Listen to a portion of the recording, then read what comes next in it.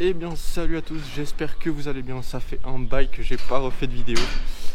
Et du coup c'est reparti parce que tout simplement on est en mars, on reprend les boulots un peu à l'extérieur dans les champs.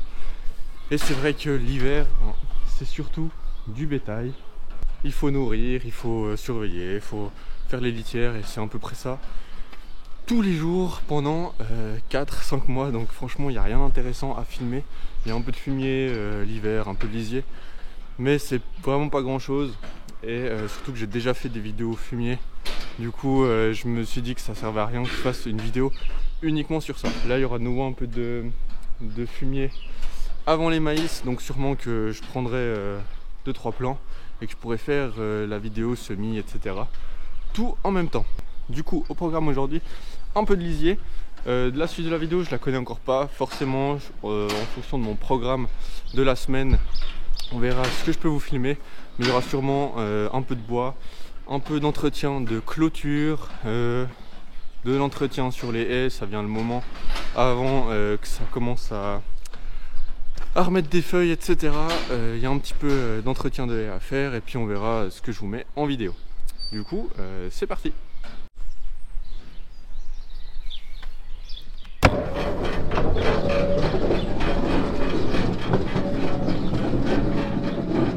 Et donc là j'ai mis en route le brasseur. Je vais commencer par la fosse qui est sous les caillebotis, donc sous l'air où elle mange. On va pas le voir à la caméra donc ça sert à rien que je vous montre, mais en fait c'est un sol, je sais pas comment on dit, c'est des caillebotis, c'est un sol perforé. En gros toutes les déjections pendant qu'elle mange vont directement dans une fosse et moi je pompe au bout de la fosse. Et du coup c'est celle qu'on va vider ce matin. Et ensuite on a la courette extérieure qui se trouve là-bas. Là-bas c'est surtout de l'eau de pluie, il n'y a pas beaucoup de déjection parce que bon, elles ne se tiennent pas tout le temps à l'extérieur et c'est énormément dilué avec l'eau quand il pleut, quand il neige, etc. Du coup ça c'est un lisier plutôt assez riche et à l'extérieur plutôt ouais, bon, c'est de la flotte. Donc voilà. La fosse la plus importante c'est sous les vaches parce qu'elle est beaucoup plus petite que celle qui est à l'extérieur. Du coup on va commencer par ça et ensuite on va pomper tout ce qu'on peut dans le grand creux. Et puis la bossette, vu qu'elle est en cuma, elle est prise pour demain. Du coup on prend tout ce qu'on peut dans la grosse fosse et ensuite ce sera bon jusqu'à ce qu'elle parte à la montagne. Sachant que cet hiver dans notre région il n'a pas énormément plu, j'ai pas eu besoin de la vider tout l'hiver. Je l'avais vidée en automne et puis là elle aurait encore du stockage, donc honnêtement je serais pas obligé de la vider. Mais on sait pas de quoi demain est fait, j'ai la machine, il fait le temps pour, alors autant vider ça que je sois tranquille au cas où il se décidait à pleuvoir des centaines de litres. Du coup moi je vais encore faire la paille, la litière aux vaches. Les genisses de leur côté c'est bon. Et puis ensuite on pourra entamer les épandages de lisier.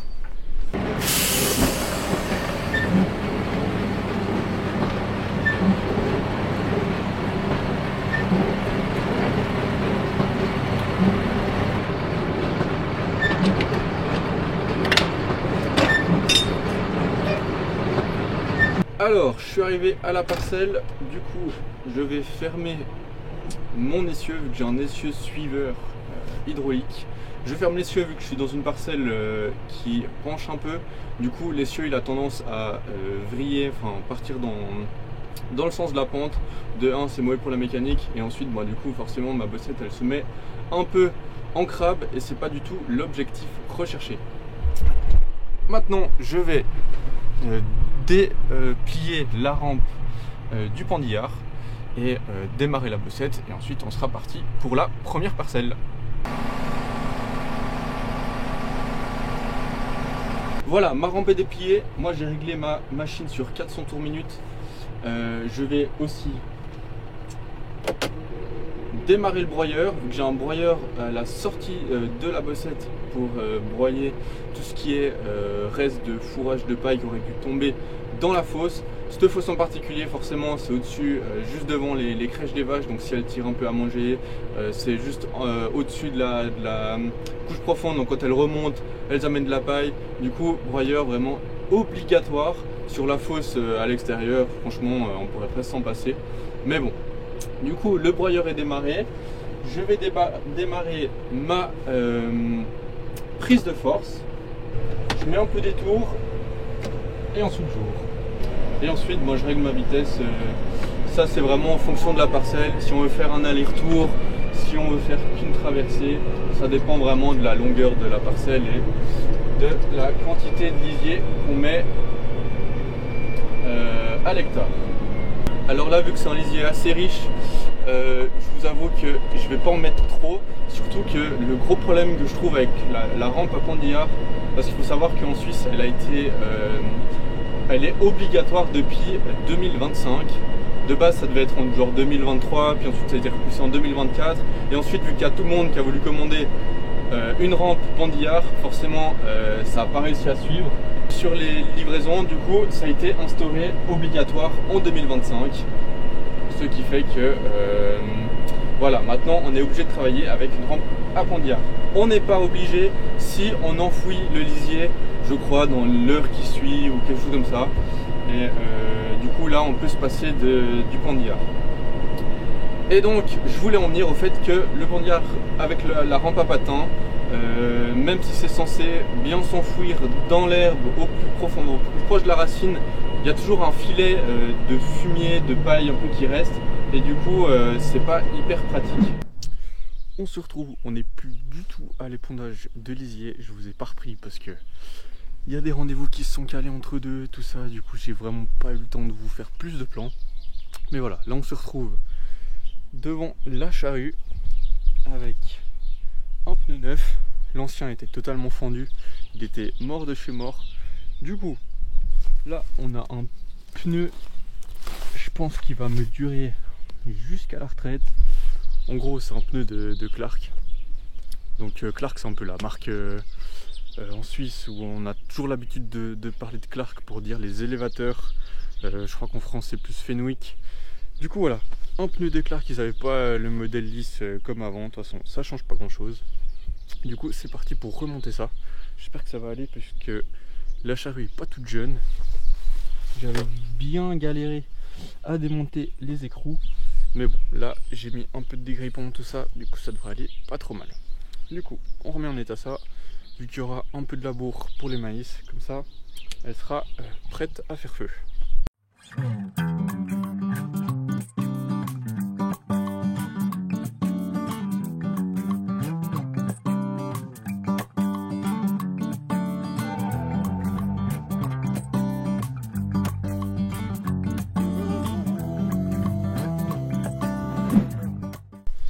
Voilà, pneu changé.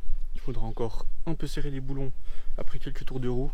Et surtout quand la charrue aura le pneu appuyé dans la terre, dans l'arrêt de charrue, je pourrais serrer à fond. Parce que c'est vrai que là, aussitôt que je serre, je sais pas si ce sera vu en vidéo, mais la roue elle tourne forcément. Du coup, je ferai ça au champ directement. Alors, cet après-midi, j'aimerais bien ressortir les moutons. Avant, il faut que je remette du courant dans tout le parc, vu qu'il est relié au parc des vaches. Et il faut que je remette un piquet parce que j'ai cassé l'autre avec, avec le merlot, j'avais foncé dedans. Je vais remettre un piquet en bois, remettre des isolateurs, remettre le fil, brancher le courant et ensuite on pourra sortir les moutons. C'est une clôture permanente. Du coup, le parc est déjà fait, il n'y a plus qu'à les mettre dans le petit parc. Il y a des petits agneaux qui sont jamais sortis, du coup faudra juste checker. Après là, leur enclos il est de toute façon en clôture 4 fils. J'avais testé, ça marche bien. Du coup normalement ils sont assez habitués au courant. Alors je vais les sortir et puis normalement tout devrait très bien se passer. Allez, c'est parti.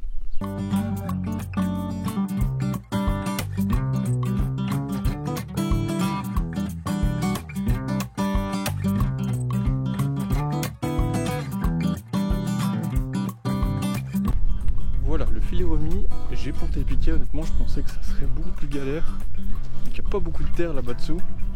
Mais finalement, ça a été nickel. La dernière fois, je l'avais fait directement avec le tracteur. Mais bon, quand ça va comme ça, c'est pas trop mal. Du coup, je vais quand même tester le courant, voir si ça fait le circuit, vu que ça fait tout l'hiver. Moi, j'ai pas fait le tour du parc, donc peut-être qu'il est cassé quelque part. Et vu que j'ai pas pris de sortie des vaches aujourd'hui, ben forcément j'ai encore pas fait le tour. Du coup, je vais tester ça et ensuite on sort les moutons.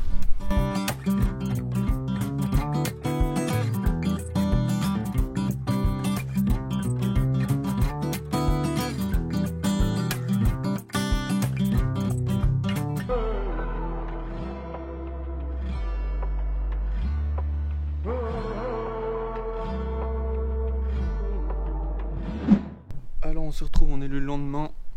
Je vais prendre le râtelier aux moutons, le mettre dans le parc, vu que c'est un tout petit parc et qu'il n'y a de toute façon pas beaucoup d'herbe. Ça a tenu vraiment un jour, même une demi-journée. Du coup là je vais mettre le râtelier, je vais mettre une balle au milieu et ensuite je serai bon pour au moins une semaine normalement.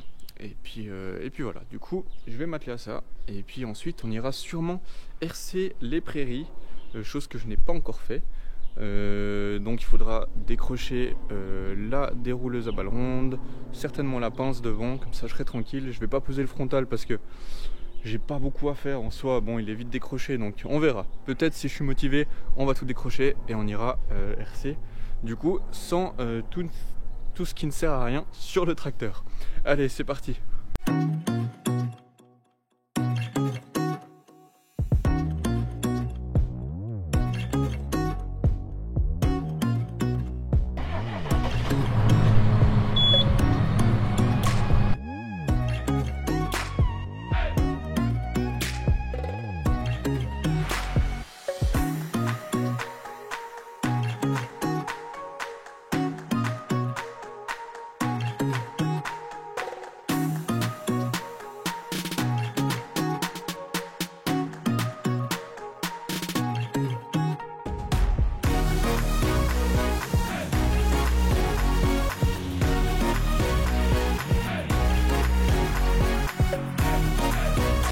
La balle est donnée aux moutons, je suis tranquille avec eux pour un petit moment.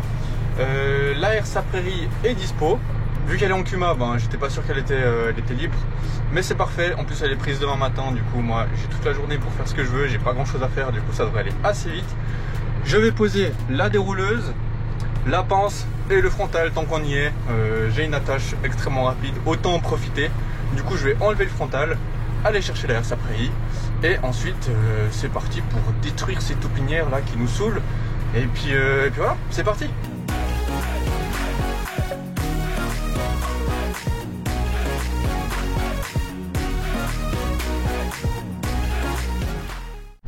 Alors, première étape, on va aller déverrouiller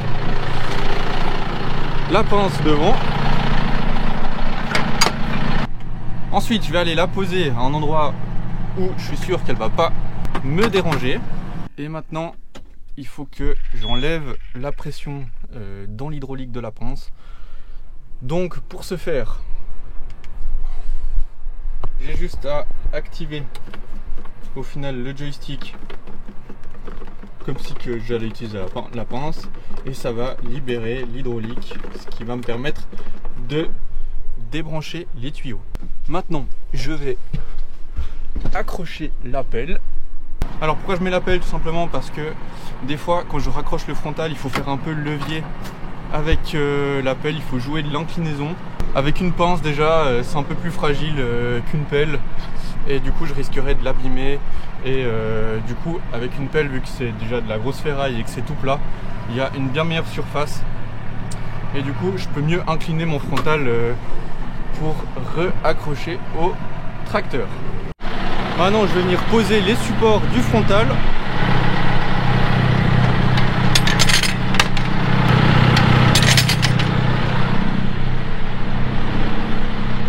Je vais me ravancer un petit peu et je vais pouvoir le poser et le déverrouiller.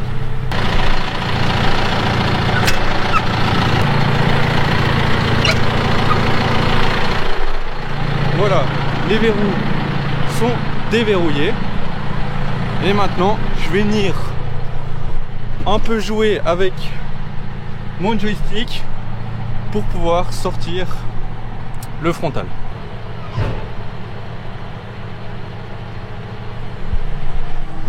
Et maintenant, même principe que pour la pince, on met juste le contact au tracteur et on va jouer du joystick pour libérer la pression dans le frontal. Voilà, frontal posé, il n'y a plus qu'à aller chercher la RSA Prairie.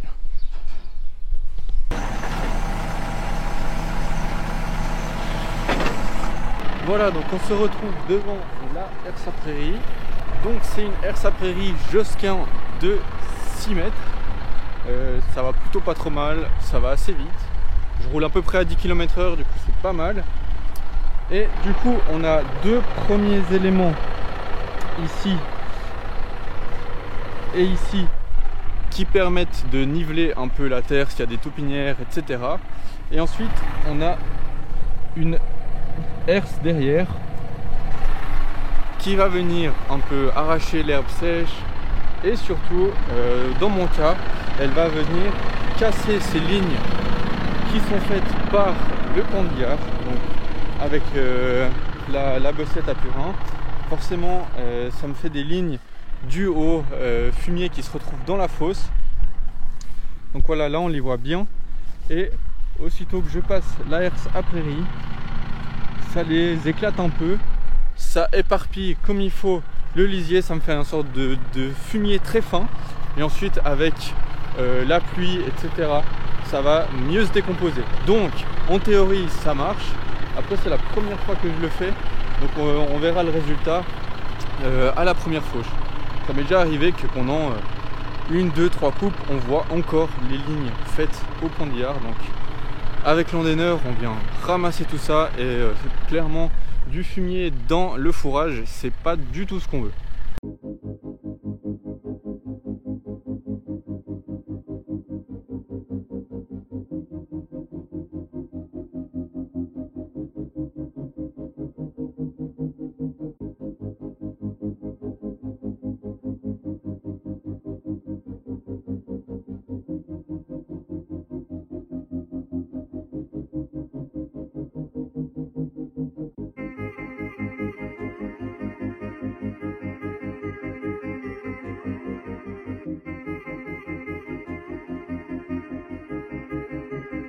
Voilà, c'est la fin de cette vidéo. J'ai totalement oublié de faire l'outro, ou alors ma GoPro a pas filmé, il me semble qu'il y a 2-3 plans qui manquent. Du coup ma GoPro a dû bugger, mais bon, c'est pas grave. Du coup je vous fais la fin maintenant. J'espère que cette vidéo vous aura plu. Malheureusement pas de plomb drone, mon drone a le GPS qui est fichu, du coup je suis en train d'en recommander un. Et puis du coup la prochaine vidéo il y aura certainement pas de plomb drone non plus, mais la vidéo d'après j'espère que le drone sera réparé.